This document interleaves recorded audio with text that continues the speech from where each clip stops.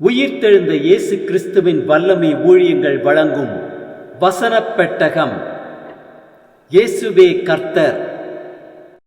இயேசுவையே தேவன் ஆண்டவரும் கிறிஸ்துவுமாக்கினார். இயேசுவே ராஜாதி ராஜா, கர்த்தாதி கர்த்தா.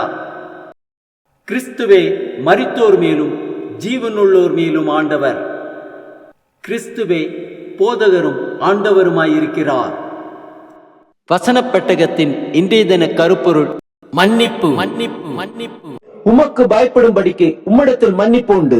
மன்னிப்பை குறித்ததான வேத வசனங்களை பார்க்கலாம். கொலோசையர் 3:13 வாசிக்கிறோம்.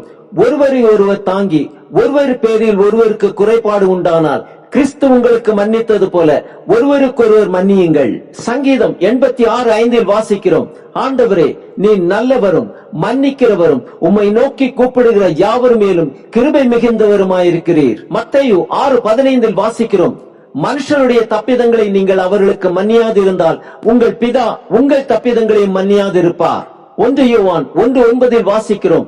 நம்முடைய பாவங்களை நாம் அறிக்கையிட்டால் பாவங்களை நமக்கு மன்னித்து எல்லா அநியாயத்தையும் நீக்கி நம்மை சுத்திகரிப்பதற்கு அவர் உண்மையும் நீதியும் உள்ளவராயிருக்கிறார்.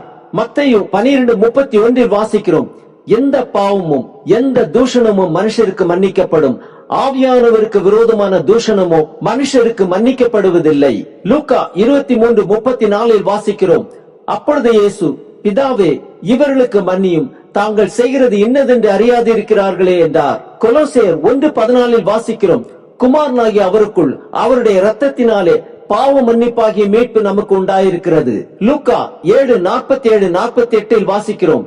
இவள் செய்த அநேக பாவங்கள் மன்னிக்கப்பட்டது, இவள் மிகவும் அன்பு கூர்ந்தாளே.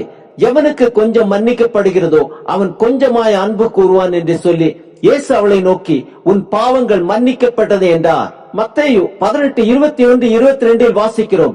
அப்பொழுது பேதுரு அவரிடத்தில் வந்து, ஆண்டவரே, என் சகோதரன் எனக்கு விரோதமாய் குற்றம் செய்து வந்தால் நான் எத்தனை தரம் மன்னிக்க வேண்டும்?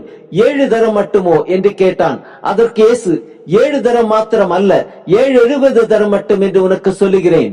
எபேசியர் 1:7 வாசிக்கிறோம். அவருடைய கிருபையின் ஐஸ்வரியத்தின்படியே இவருடைய இரத்தத்தினாலே பாவ மன்னிப்பாகிய மீட்பு இவருக்குள் நமக்கு உண்டாயிருக்கிறது. தானியேல் 9:10 வாசிக்கிறோம். ஆனாலும் எங்கள் தேவனாகிய ஆண்டவரிடத்தில் இரக்கங்களும் மன்னிப்புகளும் உண்டு.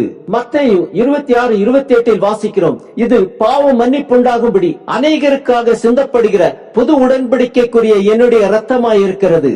அப்போஸ்தலர் 2:38 வாசிக்கிறோம். பேதுரு அவர்களை நோக்கி, நீங்கள் மனம் திரும்பி ஒவ்வொருவரும் பாவ மன்னிப்புக்கென்று இயேசு கிறிஸ்துவின் நாமத்தினாலே ஞானஸ்நானம் பெற்றுக் கொள்ளுங்கள், அப்பொழுது பரிசுத்த ஆவியின் வரத்தை பெறுவீர்கள். 1 யோவான் 2:12 வாசிக்கிறோம். பிள்ளைகளே, அவருடைய நாமத்தின் நிமித்தம் உங்கள் பாவங்கள் மன்னிக்கப்பட்டிருக்கிறதுனால் உங்களுக்கு எழுதுகிறேன். மார்க் 11:25 வாசிக்கிறோம். நீங்கள் நின்று ஜெபம் பண்ணும் பொழுது ஒருவன் பேரில் உங்களுக்கு யாதொரு குறை உண்டாயிருக்குமானால் பரலோகத்தில் இருக்கிற உங்கள் பிதா உங்கள் தப்பிதங்களை உங்களுக்கு மன்னிக்கும்படி அந்த குறையை அவனுக்கு மன்னியுங்கள். அப்போஸ்தலர் 10:43 வாசிக்கிறோம். அவரை விசுவாசிக்கிறவன் எவனோ அவன் அவருடைய நாமத்தினாலே பாவ மன்னிப்பை பெறுவான் என்று தீர்க்க தரிசிகள் எல்லாரும் அவரை குறித்தே சாட்சி கொடுக்கிறார்கள் என்றான். ஆம், ஒருவரை ஒருவர் தாங்கி ஒருவர் பேரில் ஒருவருக்கு குறைபாடு உண்டானால் கிறிஸ்து நமக்கு மன்னித்தது போல ஒருவருக்கு ஒருவர் மன்னியுங்கள்.